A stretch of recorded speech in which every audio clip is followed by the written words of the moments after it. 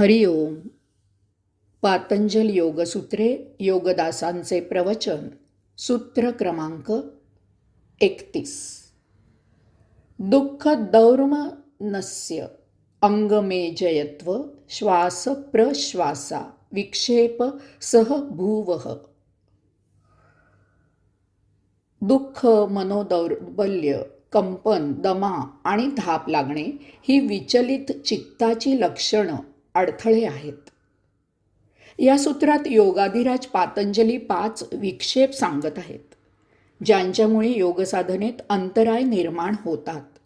हे वेगळ्या सूत्रात सांगायचं कारण असं की या 5 विक्षेपांमुळे ते 9 अंतराय निर्माण होतात आणि त्या 9 अंतरायामुळे हे 5 विक्षेप निर्माण होतात. 1. दुःख. आपल्याला काही कारणास्तव दुःख झालेलं असेल तर आपण ध्यान, योग अभ्यास करणं अशक्य असतं.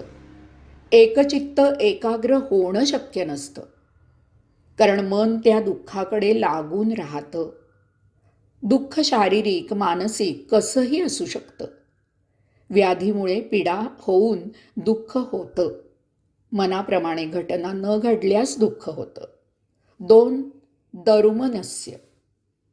काही कारणास्तव मनाचं स्वास्थ्य बिघडतं, मन दुबळं होतं, मनाचं संतुलन बिघडतं. भलते सलते विचार, क्रोधयुक्त वर्तणूक, भित्रेपणा, द्विधा मनस्थिती यामुळे मनाचं आरोग्य बिघडतं. यामुळे जवळजवळ सर्व अंतराय निर्माण होतात. 3.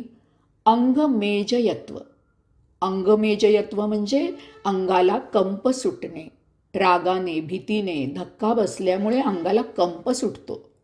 आसन नीट न घातल्यास शरीराचा एखादा अवयव वाकडा तिकडा दाबला गेल्यास, अवयवाला मुंग्या आल्यास कंप सुटतो. यामुळे अलब्ध भूमिकत्व,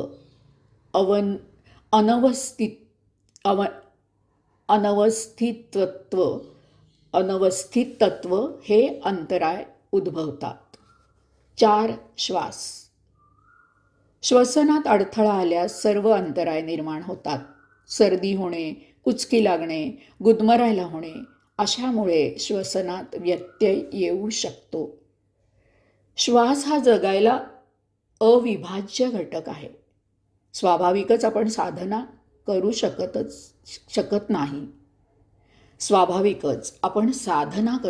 नाही. प्रश्वास म्हणजे प्रखरतेने जोरात श्वसन करणे किंवा करावे लागणे. यामुळे सर्व अंतराय निर्माण होतात. धाप लागून, दम लागून, भीतीने घाबरून, मानसिक धक्का बसून, धावपळ झाल्याने श्वास जोरात सुरू होतो. स्वाभाविकच आपण साधना करू शकत नाही. अशातच या सर्वांवर त्वरित उपाय करणं आवश्यक असतं, कारण विक्षेप आणि अंतराय दूर केल्याशिवाय योग साधना चालू ठेवणे केवळ अशक्य असते. शारीरिक विक्षेपांसाठी आयुर्वेदिक औषध घ्यावं, मानसिक कारणांसाठी आध्यात्मिक उपाय करावे. या सर्वांवर योग नमस्कार, योगासने, प्राणायाम, ओंकार साधना, जप, ध्यानसमाधी असा आध्यात्मिक उपाय करावा. याला अन्य पर्याय नाही हे लक्षात असू द्यावे. याला जोडून पुढचं सूत्र क्रमांक 32. तत् प्रतीक्षेधार्थम एकतत्व अभ्यासः. यांचे निरसन करण्यासाठी एकतत्वाचा अभ्यास करावा. अंतराय आणि विक्षेप नाहीसे करण्यासाठी एकतत्वाचा अभ्यास करावा असं योगाधिराज पातंजली सांगत आहेत. मला एकतत्वाचा अर्थ समजतो तो म्हणजे ते परब्रह्म, त्रिकाला बाधित आत्मतत्व. या आत्मतत्वाला भूत भविष्य नाही, कायम वर्तमान आहे, कारण आत्मा अनादी आणि अविनाशी आहे. या एकतत्वाचा अभ्यास म्हणजे फक्त वर्तमान जगायला शिकायचं. असं केल्यानं भूतकाळ आणि भविष्यकाळ यामुळे आपलं मन विचलित होणार नाही. ते त्या वर्तमानातील सत्यावर स्थिर होईल. त्यामुळे अंतराय, विक्षेप नाहीसे होतील. माझी अनुभूती अशी आहे की त्या प्राणतत्वाचा अभ्यास करायचा. त्या प्राणतत्वाचा अभ्यास म्हणजे श्वास आणि निश्वास याचा अभ्यास. दोन्हींच्या मध्ये किंचित कालावधी असतो, त्याला मी योगक्षण असं म्हणतो. या योगक्षणावर स्थिर झालं तर तेच वर्तमान आहे. कारण श्वास घेतला की तो भूतकाळात जमा होतो, त्यानंतर तो श्वास सोडणार आहोत तो भविष्यकाळ असतो. या दोन्हींमध्ये योगक्षण हा वर्तमान आहे. या योगक्षणावर अभ्यासपूर्वक स्थिर व्हायला शिकायचं. यामुळे भूत आणि भविष्य यातील घटना यात मन रमणार नाही.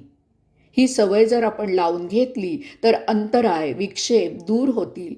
मी साधकांना विपश्यनेचे यथाशक्ती मार्गदर्शन करतो. त्यात काही साधना करायला सांगतो. त्यात हात वर करून ऊर्जेची क्रिया केल्यावर योगक्षण ही श्वसनाची क्रिया करावयाची असते. श्वास आणि निश्वास यामध्ये थोडा कालावधी एकतत्वाचा असतो. त्या योगक्षणावर 4 अंक स्थिर व्हायचं. त्यानंतर ओंकार झाल्यावर सोहम ध्यान करायचं. याला जोड द्यायची ती रोजच्या जगण्यामध्ये. दररोज निदान बदलता 1 तास विपश्यना करून या तासात आपण रोजचे व्यवहारच करायचे आहेत. त्यावेळी बंधन आहे फक्त साक्षी राहण्याचं.